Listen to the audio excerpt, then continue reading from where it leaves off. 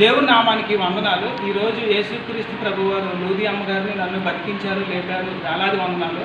మేము కేవలం మట్టివారము, కానీ ఈ మట్టివారిని మరణం లేకున్నా యుగ యుగాలు తండ్రితో మమ్మల్ని ఉండడానికి యేసు ప్రభువారు మమ్మల్ని ఎంచుకున్నారు. వేలాది వందనాలు. ఏమి ఇచ్చినా మేము ఆయన రుణం తీర్చుకోలేము. ఈ భూమి మీద 70 ఏళ్ళు, 80 ఏళ్ళు, 100 ఏళ్ళు మాకొద్దు. లక్షల లక్షల సంవత్సరాలు, కోట్ల సంవత్సరాలు మాకు మరణం లేకన్నా దేవుడితో ఉండే భాగ్యాన్ని యేసుక్రీస్తు ప్రభువారు మాకు ఇచ్చారు. వేలాది వందనాలు. ఈ అమ్మగారు ఫోన్ చేసి తమ్ముడు నాకు కొన్ని బైబిల్ కావాలన్నారు. ఈరోజు అమ్మగారికి ఒక 30 బైబిల్ ఇవ్వడం జరిగింది. ఇండియాలో ఎవరికైనా ఉచితంగా బైబిల్స్ కావాలంటే మీరు నాకు ఫోన్ చేయండి, నేను పోస్టులో అయినా పంపిస్తాను, బై హ్యాండ్ అయినా ఇస్తాను. బైబిల్స్ మాత్రం ఇవ్వడం గ్యారంటీ. సువార్త నిమిత్తం ఇస్తున్నాను. అయితే డేవిడ్ గారు చేస్తున్న పరిచయం నేను విన్నాను.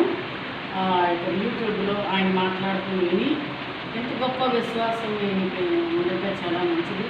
చాలామంది డబ్బులు పంపుతున్నారు, కానీ తనకు కలిగిన చిన్న జీవనోపాధిలో భాగంగా తీసుకొని దేవుని వాక్యాన్ని ఈ లోకానికి అందిస్తున్నాడంటే నేను నా హృదయపూర్వకంగా చాలా కుమారుని సంతోషించి మన మదమ్మ మేరీ మధు ద్వారా ఆ కుమారుని నాకు చూశాను.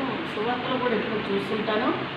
కానీ ఇంత మంచి పరిచర్య కుమారుని ఇంకా అంచులంచులుగా దీవించాలని మరి కోరుచున్నాను. మా సంఘాన్ని కూడా 30 బైబిల్ అడిగాము. మీకు ఎన్ని బైబిల్ కావాలని ఇస్తారన్నారు.